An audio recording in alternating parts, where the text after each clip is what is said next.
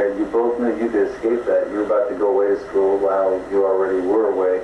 But the pain of knowing that your mother was going to be left behind and victimized, and that she was so defensive and protective of your father that even while she was being totally destroyed by him, that she was blocking absolutely even your love for her, and you're trying to help her, especially you, Lyle, trying to talk with her. You were blamed for it. Here you were loving her and trying to care for her, and instead you got blamed for it, and there was an absolute denial of what was happening, and yet you knew the pain she was in. You saw her totally deteriorating, and I mean, it's almost like your love for your mother was, and the pain with her getting just totally brutalized over all those years was like it was a lot worse than the pain you went through being with your dad. Or you thought you could deal with your dad more than your mother. Your mother couldn't deal with your dad. Your mother had no ability to deal with your dad. Back going to college, I mean, it didn't matter. Even if I was in college, I remember when I was in college, I wanted to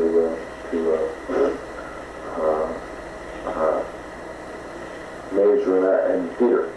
And my mom wanted me to major in theater, but couldn't tell me that because she was an actress and she was a great actress. And so she had this love for theater, and when she saw me at stage, when I said Beverly, she loved it, and she wanted me to major, but I couldn't even bring it up to my father. I did once, and it wasn't, like, he thought I was kidding. It wasn't even something that was going to be even brought up. And my mom certainly never bring it up. And so what I was doing, what I was taking, I wasn't even going to decide. It was my courses, when I had an hour or two to select my courses, I would already have the sheet and already have it worked out. My dad would have already worked out what I was going to take. And so, I mean, it was freedom in my life, kind of, but my life would be structured, and I would have freedom outside of structure. Right? And I mean, in signs of pain, I mean, Lyle and I definitely had different kind of relationships as parents in different ways. We certainly dealt with it differently. Like I got scared with Lyle. I mean, I wasn't sure. Lyle and I really didn't talk about how each other was feeling that much after this all happened. And we talked about getting night about our feelings. And we probably related to more of them because we weren't supposed to. My parents didn't care. And he told me that he was very depressed and so on. And I didn't know it because, we hadn't talked about it. He was showing his feelings are different from mine. He wasn't as open about it. And I got worried. What this depression did to Lyle, and could that mean he killed himself? And I cried about that one for a while. Have you ever tell Lyle before? Is this the first time Lyle knows him? Yeah, I don't tell much. But why don't you look at him and tell him that you were really worried about him? Okay? Hey. No, come on, look at him. Tell your brother. Hey. No, don't be tough and strong. This is what you're trying to undo that happened. I'm being tough and strong, I know. No, but he needs to tell you. No, I am. Well, let him do this. He needs to do this. And you know what? This is part of your way of undoing what happened in your family. Eric needs to express his pain his way, and he needs to tell you how much he loves you and how concerned he was for you. It's really important to know you're stepping in to sort of save him, but you know what? The best way for him to really be able to save himself and for you to get closer and to have that contact is for you to be able to talk to him. You couldn't talk to your family. What? Eric, can you turn towards Lyle and tell him what you feel? You can do it. There's no reason to. Yeah, there's a lot of reasons to. Come on. This is what it was all about. The reason what this was all about was you not having done this in vain, but for you really to get to the place where you can deal with your feelings and not be a prisoner of whatever happened in your family. So, yeah, there's a reason to. You love life? Yeah, we express each other in different ways. You know that you love life? Yes. You told me that between the two of you, if one of you was going to die, you'd rather you die and that Lyle left. Did you say that? Did you say that? Yeah,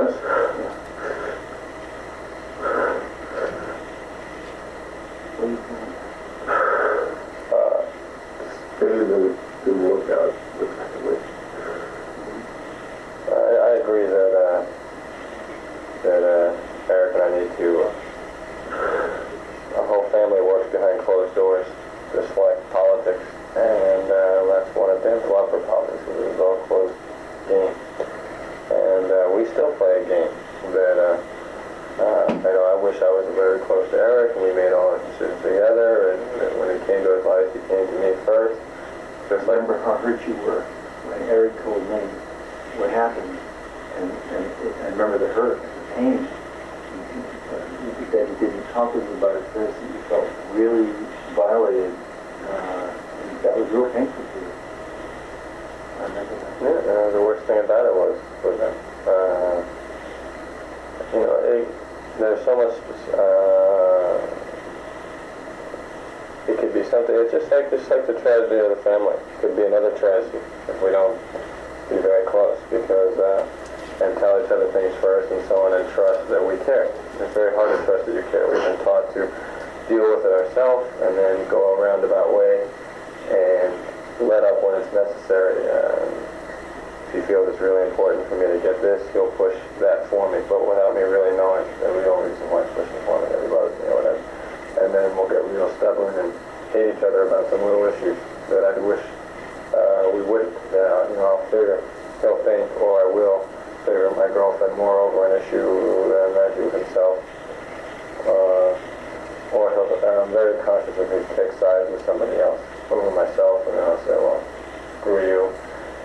You don't care, and it's easy for that to happen, and that's something that would be great if it could be worked out about. We've sort of worked out some strange relationship where we can convey that, like you said, and not having to say it face to face. Why don't you say it face to face right here, though? Why do you feel so good? Because you've never been taught to. Well, wait. Turn your chest right. Well, you've never been taught to. No. Eric. No. Eric. I feel like comfortable. I'd rather not. Eric. Wait. Okay. What am I here for?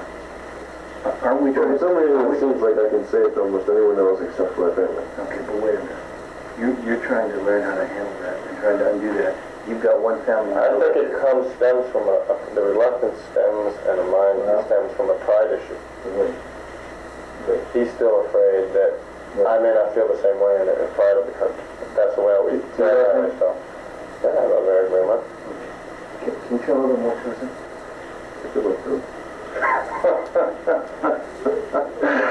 Oh, God. Come on, you can do this. I know you We hate that hugging shit, by the way. We fucking hate that. You know what? I don't care if you do it. I don't care if you do it. Just because you said that. Come on. No. You know what? You can have trouble with it. All right. Come on. You have trouble with it. You do. You know what? Look, all the stuff that happened, that you want to reverse the fact that you couldn't be close, if you let me, okay? What I want to do, if you let me, okay? And you trust each other enough, and you trust me enough, I don't want to have this be something where we're doing something that has to do with legally protecting you, because that's not what we're doing here. What we're really doing is trying to help you undo what happened and help you create what never got created, so that what happened for a reason, and that you now can create something between the two of you that was supposed to be there to begin with, because you're what you have left. You're your family now, and you don't want to be a victim anymore of what happened. And I know how much Eric loves you, because you were not here. Is it okay if I tell him that? All right? He just nodded and said yes. He told me that if something happened, if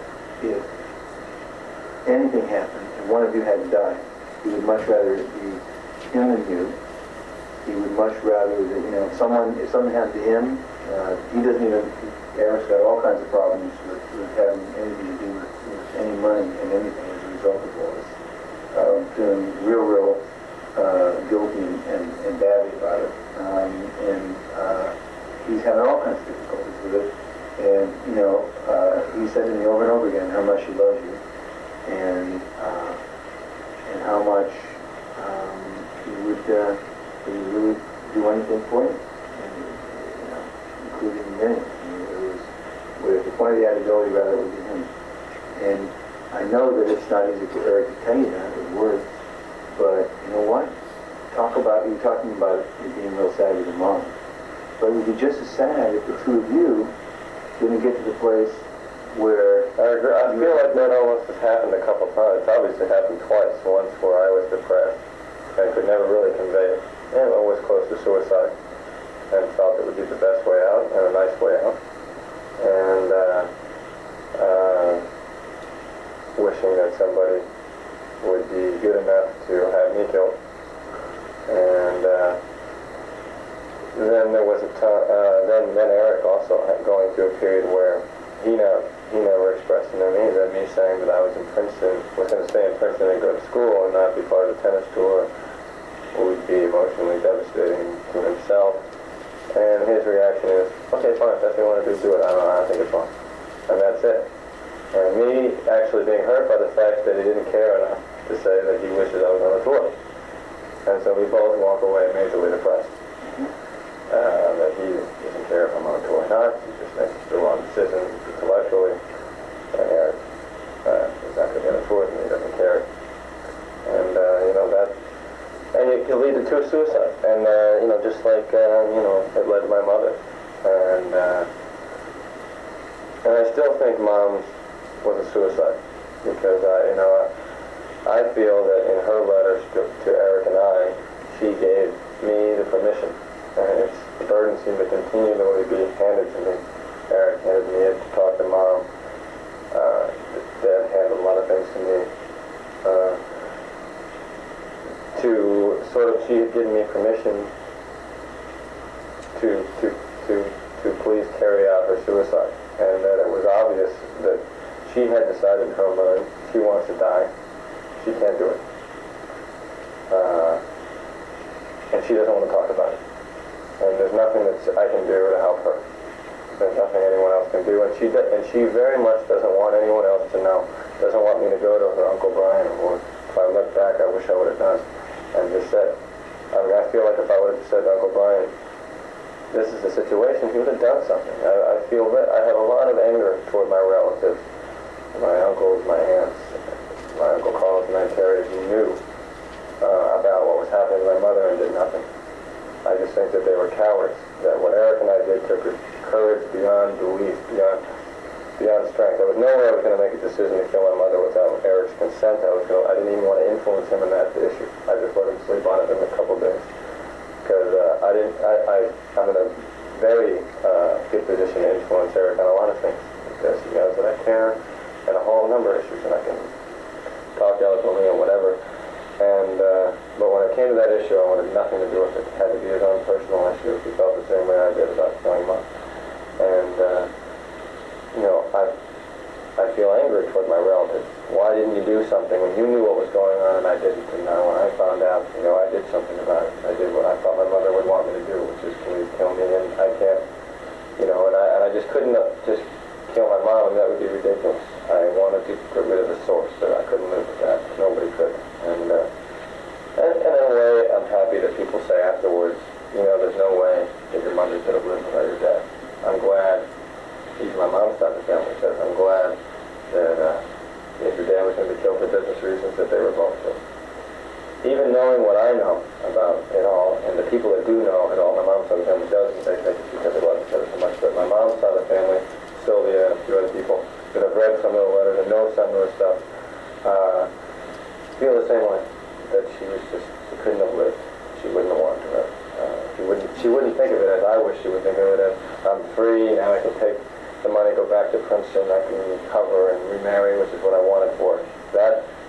It was only after that ceased to be an answer, ceased to be a way out, that it was then a dangerous situation where Eric and I realized at any point, sort of subconsciously, the go-ahead was given to kill us.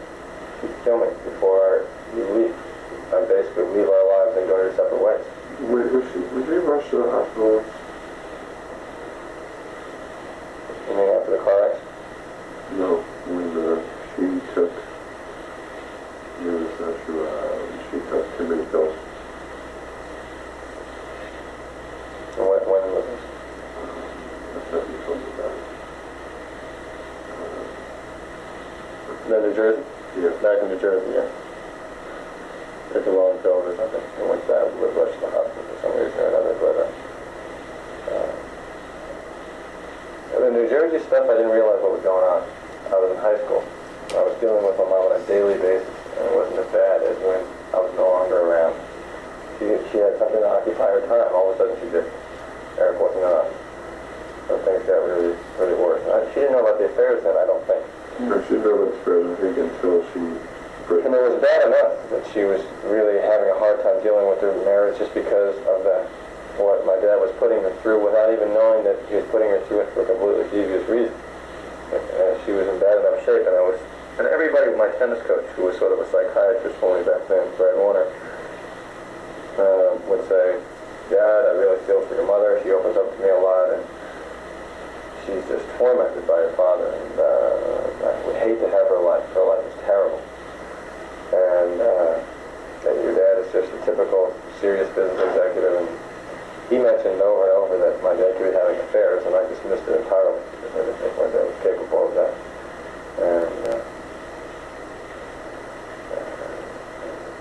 getting back to what Eric was feeling that I wanted to say, it would be great if we were able to work on it, because even, our relationship, because even the planning out of this, the reason it took such a short period of time to figure it out was, one, because it could have happened at any moment. All the thinking beforehand was done, really.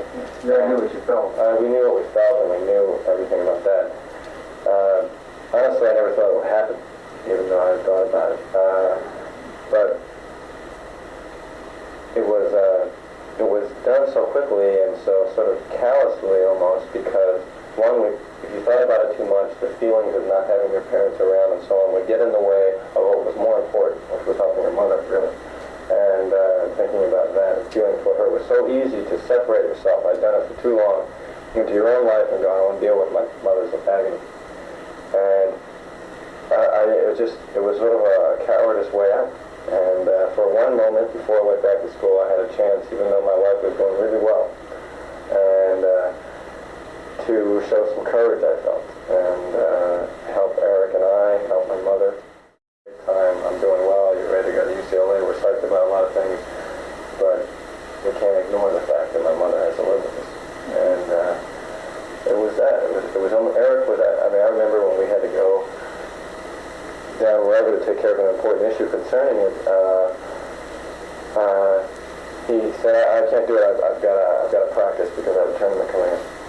It was completely blocking that, and I couldn't even tell him, but I was feeling, he doesn't realize the impact of what he's doing. He wants to take care of this problem and wish his life was the same and he still had normal parents that he can never have. He doesn't realize that what he's doing, there will be no more tournaments like that. There's going to be no more, all the little good things that are in a relationship, and I think one of the biggest pains he has is that you miss just having these people around. I miss not having my dog around, if I can make such a gross analogy. Mm-hmm. That, whether I hated the thing when it was around now and I've given it away, now that it's gone, I miss all the things that we had a boating trip right before the incident, and it had nothing to do with the main problem, which required a lot of courage, but I miss not having my father, and it's almost worse after I find out more and more about how he was such a genius and all the things he was able to do, and more and more about the agony of my mother. Instead of her being a shell, I realized she was really feeling a lot of emotion that I wish I could have now confronted her and discussed things with her that I can't, and I didn't know and think I would ever have to do.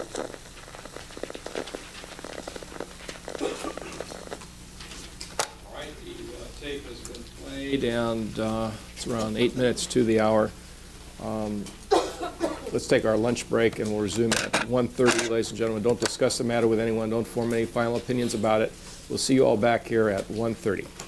Yes, I both supervise, and I also supervise and make sure that the other instructors that supervise and instruct the other students in the division, I'm responsible for that. So you're above all of the instructors, all of whom are also supervising. Is that what you're saying? That is correct. Okay. Now, how do you supervise a student giving therapy? Do you actually sit in on the therapy sessions, or is there some other method? Yeah. No, I do not sit in on the sessions, but we require our students to audio tape every session that they have with the patient. Some students also are videotaped, And some students there's a one-way screen where they have an earphone that is plugged into the supervisor behind the screen so that the supervisor can give immediate feedback during the session. So that if the student therapist does something wrong or misses something, the supervisor sort of buzzes them and says, That's what? right. Well, we buzz them and say what is, either they've missed something or go back and explore this, whatever we're trying to convey, so they can correct it right during the session. Okay. But would it be fair to say that most of the supervising of the student's therapy is done by reviewing the audio tapes that they've made of the therapy sessions? Yes, because students have multiple patients, so that becomes the easier way of doing it with the numbers of patients that students carry. Okay. Now, in addition to listening to the audio tapes, do you also review the notes that the students make of these therapy sessions? Yes, students must also bring in copies of their notes so that the supervisor has a copy and the student has a copy, and the supervisor has already listened to the tape. That has to be provided prior to supervision. Why is it that the students have to do notes when everything's on audio tape?